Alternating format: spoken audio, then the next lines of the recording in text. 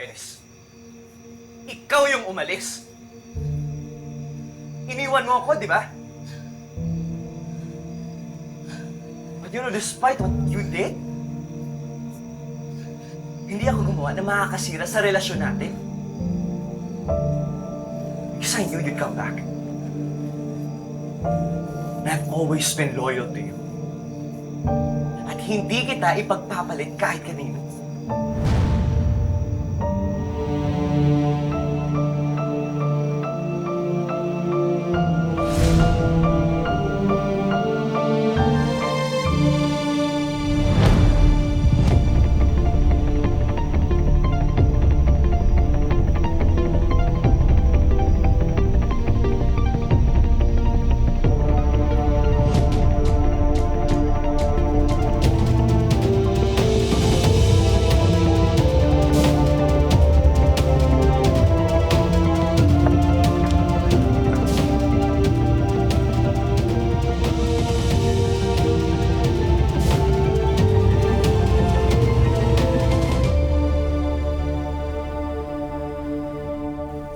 Buti na lang, hindi na namin kailangan yung mukha mo.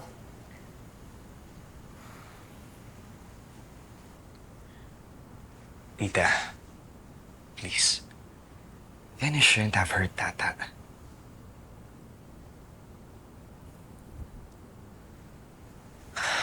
Kung ilalam mo lang ang sitwasyon, Venice. Alam ko naman yung sitwasyon. Alam ko, na takot ka sa mga magulang mo. Kaya natatakot ka na wala kang maharap na asawa sa kanila. Tapos, yung ate ko naman at yung nanay ko, takot na walang kitain. Kaya naghanap ng kamukha ko para may pakita sa mga fans. Di ba? Eh, ang malas nyo lang, malandi ang nakuha ninyo. So ngayon, kailangan niyo harapin yung galit ko. Ma'am, wala po akong nilalandi. At wala din po akong ginagawa na hindi po inuutos sa akin. Oh, really? So, trabaho mo talaga makipag-holding hands sa asawa ko at matulog sa kama ko, nakatabi mo siya.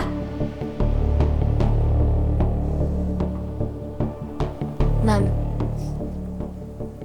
lumaki man po akong mahirap.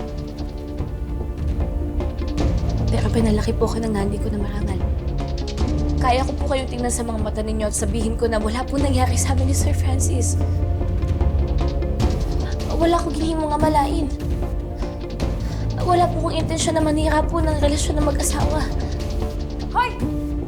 Tama na nga yan! Venice, wag kang mamamasta na parang wala kang tinatag. Sugar.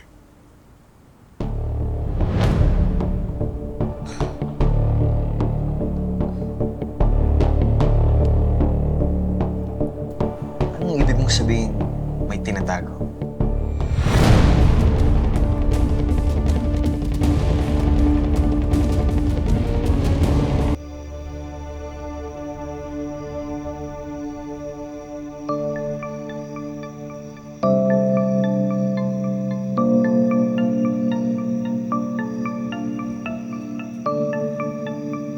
Tignan mo nga yung nangyayari sa'yo. Alam mo, kasalanan mo rin naman lahat ng ito eh. Pero mo, iniwan na nga ni Venice si Francis para makasama ka, pero nakuha mo pa rin mga babae.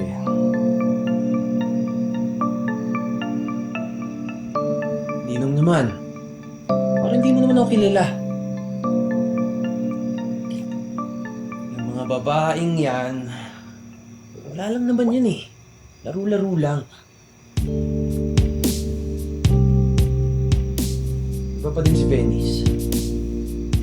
Hindi naman ako mababaliw ng ganito sa kanya, di ba? Kung hindi ko siya mahal. Kahit na iniwan niya ako noon para pakasalan si Francis. Hanggang ngayon, hindi naman nagbago yung pagtingin ko sa kanya eh. Well, about that, meron akong dapat malaman. And that's the reason why I'm here. What's that, Ninong? Natandaan mo tong lawyer na to? Siya yung lawyer na hinire natin para iproseso yung divorce papers nyo ni Venice. And gayon, nakakulong siya for fraud. May mga cases at saka petitions na hindi niya proseso at itinakbo lang yung pera. But unfortunately, kasama yung divorce case niyo ni Venice na itinakbo niya na rin yung pera. What? Yes.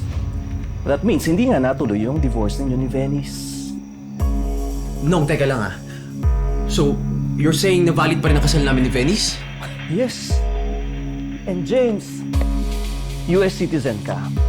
So sa mata ng batas ng Amerika at ng Pilipinas, kasal pa rin kayo ni Venice. Ikaw yung unang pinakasalan ni Venice. So yung kasal niya kay Francis is null and void. And you're still the legal husband of Venice.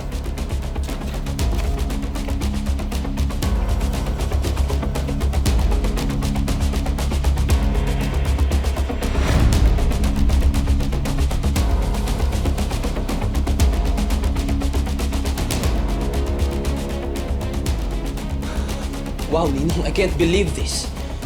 I need to talk to Venice. Susundan ko siya sa Pilipinas. Kailangan niyang malaman. Ako pa rin ang asawa niya at hindi si Francis.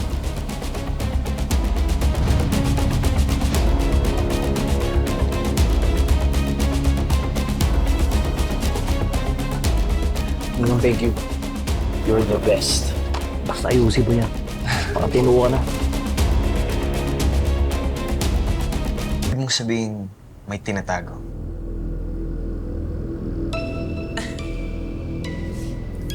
Don't mind her. You know, what she means is, mali na tinago at sinarili ni Venice ang problema ninyong mag-asawa. Mali din na basta-basta ka na lang inabandona na o wala man siyang sinabi sa'yo.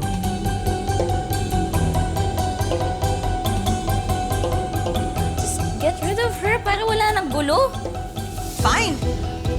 Magmula ngayon, wala na tayong kontrata, Tata.